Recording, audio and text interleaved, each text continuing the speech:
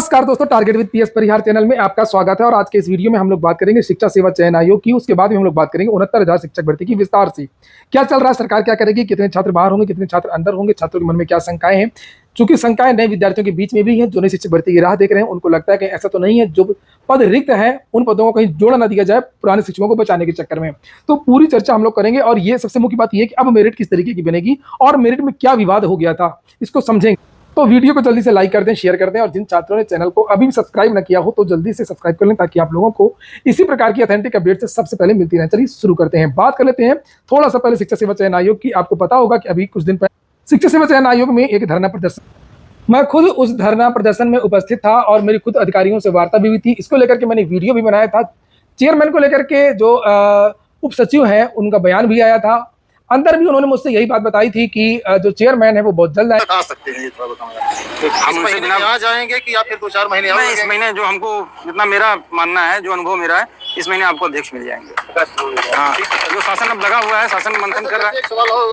तो उस दिन यही बात बताई गई थी कि अध्यक्ष जो है, जो चेयरमैन है, वो इसी महीने आ जाएंगी, क्योंकि सारी की सारी जो प्रक्रिया वो चेयरमैन पर रुकी हुई है।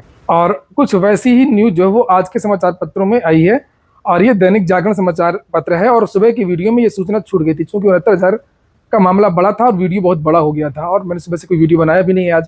तो यहाँ पर ये देखिए, दैनिक जागरण है, लिखा प्राथमिक से लेकर एडेड माध्यमिक, एडेड उच्च एवं तकनीकी शिक्षण संस्थानों में शिक्षक भर्ती के लिए गठित उत्तर प्रदेश शिक्षा सेवा चयन आयोग को इसी माह नियमित अध्यक्ष मिल सकता है। वर्तमान में प्रमुख सचिव उच्च शिक्षा MP अग्रवाल कार्यवाहक अध्यक्ष हैं। उनकी अध्यक्षता में 8 मई को शिक्षा सेवा चयन आयोग में पहली बैठक भी हो चुकी है। बस पहली बैठक हुई है, उसके बाद से कोई बैठक नहीं हुई है। स्थायी अध्यक्ष की नियुक्ति के बाद भर्ती को लेकर के तेजी से निर्णय हो सकेंगे। स्थायी अध्यक्ष नहीं होने से शिक्षा सेवा चयन आयोग भी क्रियाशील नहीं हो पाया है।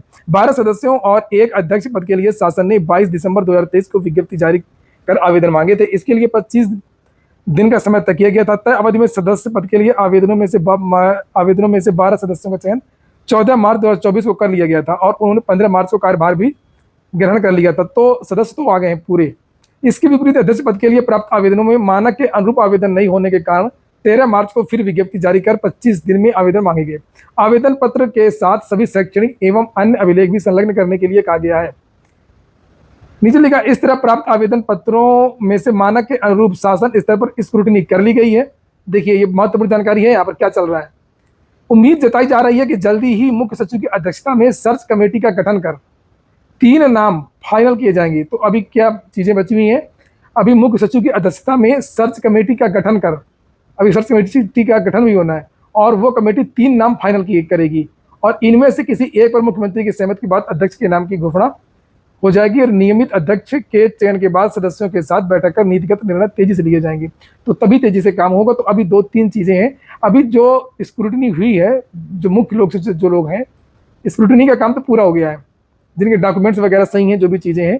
अब 3 लोगों को चुनना है, और 3 लोगों को चुनने के बाद मुख्यमंत्री की सहमति से 1 लोगों को चुनना है।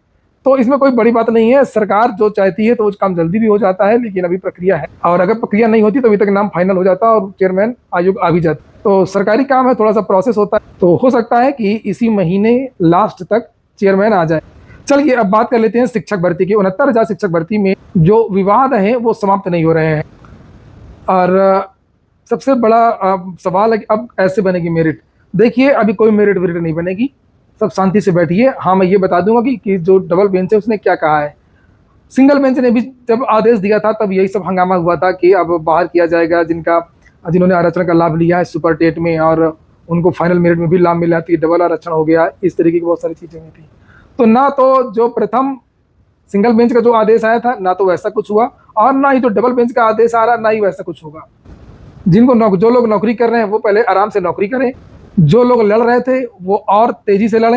हाँ, मैं थोड़ा सा विद्यार्थियों से भी कहूंगा कि थोड़ा याचिला वालों से बचें, क्योंकि इन गलती करते हैं अधिकारी और सरकार, फायदा उठाते हैं हाई कोर्ट सुप्रीम कोर्ट के वकील और बहुत सारे याचिला गैंग। जो सही लोग हों उनके साथ जुड़ें और उनके कंधे से कंधा मिला करके साथ दें।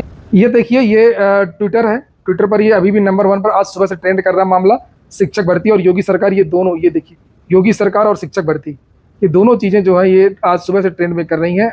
ये देखिए, बहुत सारे लोगों के बयान भी आ रहे हैं। जानकारी अभी मुझे मिली है कि जो सरकार है वो सुप्रीम कोर्ट जा रही है। मैंने कल भी बताया था आप लोगों को कि 100% ये है कि ये जो ऑर्डर आया है उसके अगेंस्ट सरकार जो है वो सुप्रीम कोर्ट जाएगी, अगर आप लोगों ने कल का वीडियो मेरा देखा हो। भ्रष्ट अधिकारियों ने लुटिया डुबोई है, ये राष्ट्रीय पिछड़ा वर्ग आयोग के उपाध्यक्ष हैं, उन्होंने भी यही बात कही है जो मैं अक्सर बात कहता रहता हूँ। और 69,000 भर्ती मामले में इन्होंने जो ये विद्यार्थी थे इनका काफ़ी सहयोग किया था। लिखा 69,000 शिक्षक भर्ती में उत्तर प्रदेश सरकार के भ्रष्ट अधिकारियों द्वारा पिछड़े वर्ग के आरक्षण के साथ जो खिलवाड़ किया गया था उसे उस समय मैंने बतौर उपाध्यक्ष राष्ट्रीय पिछड़ा वर्ग आयोग भारत सरकार उजागर करके सरकार के भ्रष्ट अधिकारियों के खिलाफ आदेश दिए थे, तब पिछड़े वर्ग के भर्ती को राहत दी गई थी और सीएम योगी ने 6800 की एक नई सूची जारी की थी। तुरंत सीएम योगी को जैसे ही मामले का पता चला यहाँ, और वास्तव में ये जो अधिकारी हैं इन्होंने सरकार की लुटिया डुबोई है। पारदर्शिता नाम की चीज ही नहीं थी इस भर्ती में। इस भर्ती में एक मामले नहीं है, मैंने पहले भी बताया था, ये कम से कम 25 मामले हैं। अभी एक और धमाका हो सकता है, होता या नहीं होता है, जो भी चीजें हैं वो मामला है। मैं बताऊं आप लोगों को, EWS का फाइनल सुनवाई होनी है 27 तारीख। इसी 5 अगस्त को इसकी डेट लगी थी। 5 अगस्त का ये ऑर्डर है जिसे आप लोग यहाँ पर देख सकते हैं, Pradeep Kumar Mishra and other special appeal है। ये counter affidavit filed by land council for the respondent number 2, 3 is taken on the record. और ये फ्रेज के रूप में यहाँ पर ये लगाया गया ये 27 तारीख को, और सूत्रों का कहना है कि 27 तारीख को फाइनल सुनवाई हो सकती है। और ये मामला ये है कि इसमें जो भर्ती है इसमें EWS आरक्षण उस समय की कई भर्तियों में लागू हो चुका था, लेकिन इस भर्ती में EWS सरकार ने नहीं। चलिए अब हम बात करते हैं कि अब मेरिट कैसे बनेगी और क्या मामला हुआ। सरकार ने ऐसी कोई लिस्ट जारी नहीं की जिससे साफ साफ पता चल सके कि कितने विद्यार्थी OBC कैटेगरी में चयनित हुए हैं, कितने विद्यार्थी और कौन कौन विद्यार्थी OBC में जो चयनित हुए हैं, कितने विद्यार्थी जो अनारक्षित हैं जनरल में जिन्होंने ओवरलैप किया है, वो क्लियर कट नहीं बताया है। मोटा मोटा केवल बता दिया है कि 31,000 चयनित हुए हैं, और ये नहीं बताया कि ये जो 31,000 जो चयनित हुए हैं ये पूरे जनरल में है या ये OBC में कितने गए हैं, उनके बीच का अंतर जो वो कितना है। जैसे यहाँ पर सीधे कट ऑफ लिख दिया है कि अनारक्षित की कट ऑफ इतनी है और ये कट ऑफ इतनी है। इसके नीचे वाले सोचें कि हम OBC में चयनित हमारा हुआ है, और इसके ऊपर के जो विद्यार्थी हैं वो सोचे कि हमारा जो है जनरल में चयन हुआ है। और मामला है मेन इसमें जिला वरीयता का। जैसे मैं बताऊं आप लोगों को जो मेरिट इस तरीके से बनी है और अब कैसे मेरिट बनेगी, तो यहाँ पर ये पुरानी मेरिट जैसे बनी है, इसमें सारा जो मैटर बिगड़ा है वो जिला वरीयता को लेकर के है। जिला वरीयता का मतलब मैंने एक दिन बताया भी था आप लोगों को कि जैसे जनरल की कट ऑफ 67.11 है, तो OBC के जिस छात्र का नंबर मान लीजिए कि 72 है, उसको भेजा गया चित्रकूट, उसने डाला वरीयता में चित्रकूट, और चित्रकूट में 72 नंबर की जो जनरल की सीट है वो फुल है, उसमें कोई 73 नंबर 74 नंबर वाला जनरल का विद्यार्थी या OBC का विद्यार्थी कोई दूसरा उस पर पहले आ गया है, तो फिर उसको दिया वही जिला जाएगा।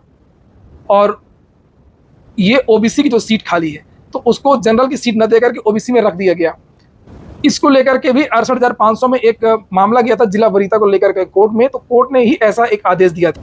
उसका भी एक कारण था कि इसी तरीके का एक मामला था कि एक विद्यार्थी ने सिद्धार्थ नगर, 2 विद्यार्थियों ने जिनके ज़्यादा नंबर थे जनरल के कट ऑफ के बराबर, दोनों विद्यार्थियों ने, एक का नंबर कम था तो वो OBC का था, एक का नंबर ज़्यादा था तो वो जनरल में उसका सिलेक्शन हुआ। तो जनरल वाले ने अपना होम डिस्ट्रिक्ट भरा, तो उसके होम डिस्ट्रिक्ट में जो जनरल की जो सीट थी वो फुल थी। अब उसको जनरल की ही सीट ढूंढ करके दूसरा बहुत दूर के किसी जिले में उसको भेज दिया गया। और जो OBC का जो छात्र था जिसका चयन कम, जिसका दोनों OBC के थे लेकिन ये OBC कैटेगरी में इसका नंबर था, OBC की सीट खाली थी तो इसको होम डिस्ट्रिक्ट मिल गया।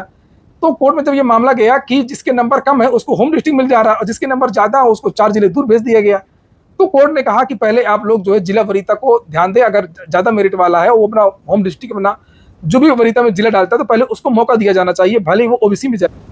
तब से फिर ये मामला ये शुरू हुआ और वही मामला इस भर्ती में आया। जो नया ऑर्डर आया है तो उसमें बदलाव किया गया, कुछ मैं बताता हूँ आपको। हाँ, तो यहाँ पर हुआ ये, जैसे कोई OBC का छात्र है 72 नंबर वाला और उसने चित्रकूट भरा, चित्रकूट में अगर जनरल की सीट फुल है तो उसको OBC छात्र में देखा जाएगा। OBC कैटेगरी की सीट वहाँ पर हर जिले, ये जिला कैडर का पोस्ट है, जो मैंने कल भी वीडियो बताया था आप लोगों को। बेसिक विभाग के जो प्राइमरी टीचर होता है वो जिला, और इसी तरीके का जो लेखपाल है वो जिला। तो यहाँ पर जिले लेवल पर एक अलग सीट खाली रहती है, जनरल, OBC, SC। तो अगर जनरल की सीट नहीं है तो उसको OBC में भेज दिया जाएगा। इस प्रकार से OBC की सीट गई फुल, और ये कौन ले गया? ये एक OBC का छात्र ले गया। और ये जो क्रम है वो 69,000 शिक्षक भर्ती में चलता रहा। जिला वरीयता के चक्कर में ज्यादातर जो OBC के छात्र थे वो OBC के पदों को उसने प्राथमिकता दिया। अगर जनरल वाला अगर कैटेगरी में उनका होम डिस्ट्रिक्ट या होम डिस्ट्रिक्ट के बगल का डिस्ट्रिक्ट मिलता तो ठीक है, नहीं तो उन्होंने ओबीसी की सीट ले ली। इस तरीके से जो ओबीसी के जो पद हैं वो भर गए। और जब ओबीसी के छात्र बचे ही नहीं तो उन जो सीट में ऊपर के जो जनरल के जो छात्र थे, वो जनरल कैटेगरी की जो सीटें थी, जो दूर की सीटें थी यहाँ वहाँ की, वहाँ पर उनको मिल गई। अब जो नया आदेश आया है, जो कल अपलोड हुआ है, आदेश तो 13 तारीख को आया था, कल अपलोड हुआ है, उसमें अब ये चीज़ नहीं होगी कि अगर उसने चित्रकूट मांगा है तो चित्रकूट में उसको देखा जाएगा। अगर जनरल की सीट खाली है तो ठीक है, अगर वो ओबीसी में की सीट लेता है तो उसको जो है जनरल ही काउंट किया जाएगा। सीट ओबीसी की ये रिक्त नहीं मानी जाएगी कि ये ओबीसी में चला गया तो ये ओबीसी कैटेगरी का हो गया। क्योंकि जब पूरे यूपी स्तर पर जो मेरिट बनी तो उसी समय ये निश्चित हो गया कि ये ओबीसी के छात्र जो ओवरलैप करके जो जनरल में आया है, ये जनरल ही है और जनरल कैटेगरी में ही इसको रखा जाएगा। अब जिला वरीयता के नाम पर अगर उसको मन का जिला मिल जाता है ओबीसी सीट पर, तो वो ओबीसी कैटेगरी की सीट नहीं मानी जाएगी। और इस तरीके से जो मेरिट लिस्ट बने 3 महीने के अंदर जो आदेश दिया गया, अगर सुप्रीम कोर्ट भी इसी तरीके का आदेश देता है, अगर सुप्रीम कोर्ट इसी तरीके का आदेश देता है तो बहुत सारे जो शिक्षक हैं उनका जिला बदलेगा। कुछ शिक्षक निकाले भी जा सकते हैं बाहर। अभी इसके बारे में बहुत ज़्यादा चीज़ें नहीं कही जा सकती हैं, इसमें थोड़ा सा मामला 50-50 का है, निकाला जा सकता है कि नहीं निकाला जा सकता है। और ये थोड़ा सा कभी कभी जो कोर्ट वगैरह है वो दया भी कर देती है, सरकार भी कभी कभी बीच का रास्ता निकाल देती है और निकाला भी जा सकता है, ऐसी बात भी नहीं, क्योंकि शिक्षा मित्र भी इसी तरीके से निकाले गए थे। लेकिन वो उनमें दूसरा मामला था, वो पूरी अयोग्यता का मामला था, वो टेट फेल वाले मामला गया था। और वहीं पर जो मेरी बात हुई है बहुत सारे लोगों से कि क्या इसमें कितना लाभ मिल सकता है, कितना नए विद्यार्थियों को मौका मिल सकता है, तो जो मुझे जानकारी मिली है कि लगभग 7,000 से लेकर के 10,000 के आसपास नए विद्यार्थियों को मौका मिल सकता है और लगभग इसमें 6,000 के आसपास, 6 से 7,000 मान लीजिए, 6 से 7,000 के आसपास ओबीसी और लगभग 2,000 एससी छात्रों को भी मौका मिल सकता है। एससी में भी ऐसा हुआ है कि जिन एससी के जो छात्र हैं जिनका फाइनल मेरिट जनरल में हुई थी, उन्होंने जिला वरीयता के उसमें अपना जो एससी की जो सीट थी उसको ले लिया था और इस प्रकार से उनका भी पद वो एससी का मान लिया गया था। और एससी का जैसे इन्होंने अपना पद मांगा तो जो एससी की जो सीट थी वो कम हो गई, ये वापस एससी कैटेगरी में आ गए। वहीं पर जानकारी मिली है कि कल शिक्षा मंत्री समेत विभाग के सभी अधिकारी मौजूद रहेंगे और एक बड़ी मीटिंग होने जा रही है। ये देख सकते हैं आप लोग, सूत्रों के हवाले से खबर। शिक्षा विभाग के अफसरों के साथ में सीएम बैठक करेंगे, शिक्षक भर्ती प्रक्रिया को लेकर के बैठक में चर्चा करेंगे, शिक्षा मंत्री समेत विभाग के सभी अफसर रहेंगे। हाई कोर्ट के आदेश के बाद कल सीएम योगी की होगी बड़ी बैठक। आज की वीडियो में इतना ही। पूरा वीडियो सुनने के लिए बहुत बहुत धन्यवाद।